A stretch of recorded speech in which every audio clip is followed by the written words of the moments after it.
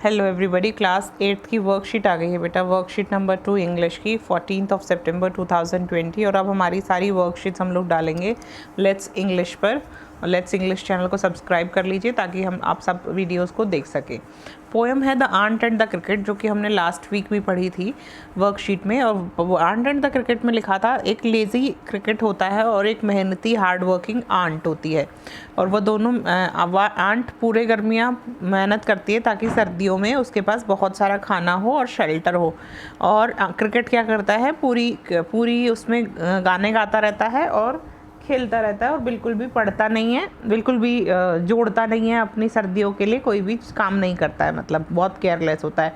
और ये आपके लिए है ये पोएम, ताकि आप ये समझें कि लास्ट में पढ़ने से अच्छा है आप रोज़ रोज़ पढ़ें, क्योंकि जो केयरलेस होते हैं उनको बाद में पछताना पड़ता है। ठीक है। लास्ट वीक, पिछले हफ्ते, तुम रीड अ पोएम रीड की थी, पढ़ी थी अबाउट किसके बारे में, अबाउट मतलब के बारे में, अ हार्ड वर्किंग आंट।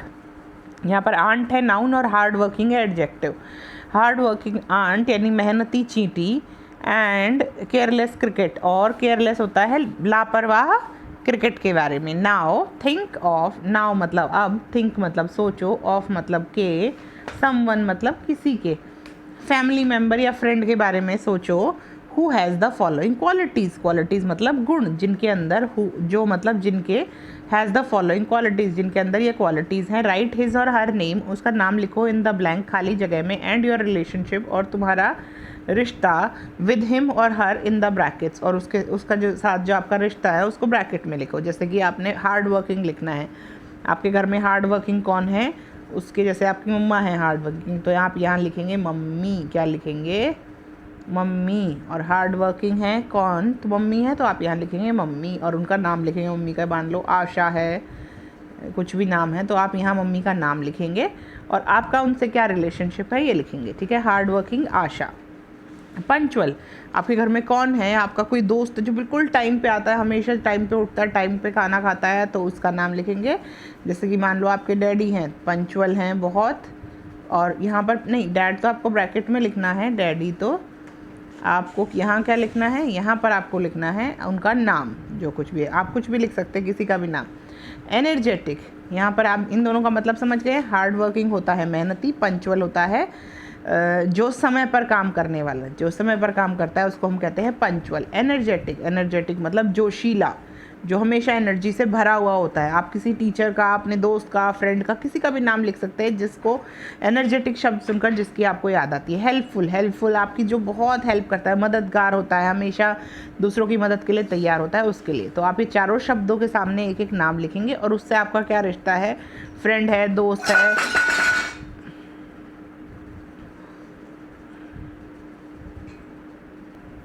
वो लिखेंगे। ठीक है बच्चे। Now let's read the remaining poem. Do you think ant help the cricket, तो आपको लगता है आंट क्रिकेट की हेल्प करेगा? चलिए देखते हैं। Says the ant to the cricket, ant कहती है क्रिकेट को, कहता है क्रिकेट को, I am your servant and friend, मैं तुम्हारा नौकर हूँ या दोस्त हूँ, but we ants never borrow, लेकिन हम कभी उधार नहीं देते हैं। वी नेवर, उधार कभी नहीं लेते हैं। बोरो होता है उधार लेना बच्चे, बोरो होता है उधार लेना। We ants never lend, lend होता है उधार देना। ठीक है बच्चे। बोरो होता है उधार लेना और लैंड होता है उधार देना, LEND। ठीक है। बट टेल मी, परंतु मुझे बताओ, डियर क्रिकेट, प्यारे क्रिकेट, डिड यू, क्या तुमने, ले नथिंग बाय, क्या तुमने कुछ भी नहीं बचाया, कुछ भी नहीं रखा, when the weather was warm, जब मौसम गर्म था, है ना। Quoth the cricket, not I, cricket कहती है नहीं, मैंने नहीं किया। स्टैंजा 4 कहता है, my heart was so light, मेरा दिल इतना खुश था, that I sang day and night, कि मैं दिन रात गाता रहा। फॉर ऑल नेचर लुक्ड गे, सारी प्रकृति सुंदर थी। यू सैंग सर यू से, तो यहाँ पर आंट, देखिए कोटेशन मार्क्स हैं, यानी कि यहाँ पर कोई और बोल रहा है। यू सैंग, आपने गाया, सर यू से, जैसा कि आप बोल रहे हैं। गो देन, जाओ फिर, सेज द आंट, चींटा कहता है जाओ फिर, and dance the winter away, और आपने गाना गाया गर्मियों में, अब सर्दियों में डांस करो। दस एंडिंग, अब एंडिंग हो गई। ही हेस्टिली लिफ्टेड द विकेट, उसने फटाफट विकेट उठाया। And out of the door turn the poor little cricket, उसने फटाफट अपना मतलब सब कुछ अपना दरवाज़ा बंद किया और उसको गेट से बाहर, गेट से भगा दिया, गेट से मतलब हटा दिया। Folks call this a fable, folks मतलब जो लोकल आदमी हैं, जो रहने वाले हैं वहाँ के, इसको कहानी कहते हैं। फेबल होती है परियों की कहानी। I will warrant it true, मैं मानता हूँ ये सच है। सम क्रिकेट्स हैव 4 legs, कुछ क्रिकेट्स की 4 टांगें होती हैं। एंड सम हैव 2, और कुछ क्रिकेट की 2 टांगें होती हैं। Adapted from SF fables, fables ऐसी स्टोरीज़ होती है बेटा जिसमें ह्यूमन दिखाया जाता है, ह्यूमनली नेचर, जैसे कि ये बातें कर रही हैं, ऐसा क्रिकेट जानवरों को जब ह्यूमन नेचर में दिखाया जाता है और परियां वगैरह ऐसे कैरेक्टर्स आते हैं तो उनको फेबल्स कहते हैं, कहानियाँ कहते हैं। और ऐसी ही एक कहानी थी ये। तो हमने देखा कि आंट उसकी हेल्प नहीं करती क्रिकेट की और क्रिकेट को भगा देती, कहती कि अब तुम सर्दियों में भी गाना गाओ, अब तुम जाओ। चलिए इसको एक बार पोएम को मेरे साथ रीड करेंगे। Says the ant to the cricket, I am your servant and friend, but we ants never borrow, we ants never lend. But tell me, dear cricket, did you lay nothing by when the weather was warm? Quoth the cricket, not I. My heart was so light that I sang day and night, for all nature looked gay. You sang, sir, you say, go then, says the ant, and danced the winter away. Thus ending, he hastily lifted the wicket, and out of the door turned the poor little cricket.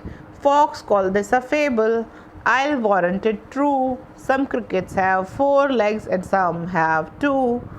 ठीक है बच्चे, this is the poem we are suppose to read. Now let's get to the exercise. Exercise क्या कहती है? Who said the following lines in the poem. Who मतलब किसने, said मतलब कही, फॉलोइंग मतलब ये वाली लाइनें, लाइन्स इन द पोएम में किसने कही, आंट ने या क्रिकेट ने। Write your answer in the blank below each bubble, हर एक बबल के नीचे ये लिखना है। My heart was so light that I sang day and night, मेरा दिल इतना खुश था कि मैं दिन रात गाना गाता रहा। किसने कहा होगा? क्रिकेट, है ना बच्चे? किसने कहा होगा? क्रिकेट, CRICKET, क्रिकेट ने। Did you lay nothing by when the weather was warm, क्या आपने कुछ भी इकट्ठा नहीं किया जब गर्मी थी? ये किसने कहा? आंट ने। किसने कहा बच्चे? आंट ने कहा। Go then and dance the winter away, तो जाओ विंटर में, गर्मियों में गाना गाया था, सर्दियों में डांस कर लो। ये भी किसने कहा? आंट ने। किसने कहा बच्चे? Ant. Rearrange the following sentences, इनको रीअरेंज करना है, बहुत इंपॉर्टेंट है बेटा, हर बार आता है। रीअरेंज मतलब ये इनकी अरेंजमेंट खराब है। फॉलोइंग सेंटेंस, नीचे सेंटेंसेस की, to form the summary of the poem, ताकि आप समरी बना सके पोएम की। Write the correct sequence number लिखिए in box against each sentence. जैसे कि ये फर्स्ट आया तो यहाँ पर फर्स्ट लिखा है। The first sentence has been sequenced to help you, पहले सेंटेंस की सीक्वेंस कर दी गई है ताकि आपकी मदद हो सके। चलिए बच्चों, the cricket sang during the months of summer and spring, summer और स्प्रिंग में क्रिकेट गाना गाता रहा। Next, the ant refused to help him and sent him away, ant ने उसकी मदद करने से मना कर दिया और उसको वापस भेज दिया। एक सेंटेंस ये बनता है। In the winter season he was starving, सर्दी के मौसम में वो भूखा मर रहा था। And went to the ant, तो इसलिए वो चींटे के पास गया। The cricket replied that he enjoyed the summers, cricket ने बोला कि उसने समर इंजॉय किया। And did not store any food, और कोई खाना जमा नहीं किया। The ant ask the cricket, ant पूछती है if he had stored food for the winter, क्या तुमने विंटर के लिए खाना जमा किया। He requested the ant to lend him some food and shelter, उसको कहता है कि मुझे घर दे दो और थोड़ा खाना दे दो। तो देखिए वो गाता रहा, और जब सर्दियाँ आई, इन द विंटर सीजन, है ना, ये होगा नंबर 2, ये होगा नंबर 2। विंटर में उसको भूख लगी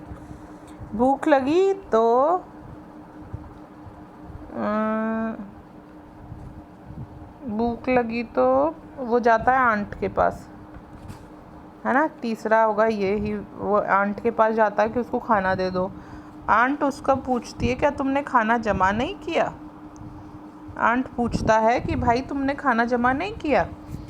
तो क्रिकेट रिप्लाई करता है, ये 5वां हो जाएगा बेटा। क्रिकेट रिप्लाई करता है नहीं, मैंने कोई खाना जमा नहीं किया तो आंट उसको खाना देने से मना कर देता है और उसको वापस भेज देता है। क्लियर बच्चे? सारे सेंटेंसेस क्लियर हो गए? इसको ऐसे सीक्वेंस में लिखना है, नंबर 1, नंबर 2, नंबर 3, फिर नंबर 4, फिर नंबर 5 और फिर नंबर 6। ठीक है बच्चे? इनको करेक्ट सीक्वेंस में लिखना है आपने। क्वेश्चन लिख लेना, उसके बाद करंट सीक्वेंस में लिख लेना। What does the poet mean by the last line? इसका मतलब क्या है? इसका मतलब है कुछ लोग क्रिकेट जैसे होते हैं, they are lazy and do not care about the futures. ठीक है, यहाँ पर इसका मतलब ये है कि कुछ cricket some crickets have 4 legs and some have 2। कुछ क्रिकेट्स की 4 टांगे होती हैं, कुछ की 2। इसका कहने का मतलब क्या है? इनका कहने का मतलब है कि कुछ लोग क्रिकेट जैसे होते हैं, लेज़ी होते हैं and do not care about the future. उसका कहने का ये मतलब है कि किसी के 4 टांगे होते, किसी की 2। यानी देखो, हम सब के 2 ही हाथ होते हैं, लेकिन फिर भी कुछ लोग बहुत अच्छी तरह वो काम करते हैं, लेकिन कुछ लोग इतने आलसी होते हैं कि कुछ काम नहीं करते हैं। इसलिए यहाँ पर ये एज अ मुहावरा, एज अ कहावत यूज़ किया गया। इसका मतलब यही होगा। आई होप ये वर्कशीट आपको समझ में है। कोई डाउट हो तो कमेंट कीजिएगा बच्चे। मिलते हैं अगली वर्कशीट में। Bye bye.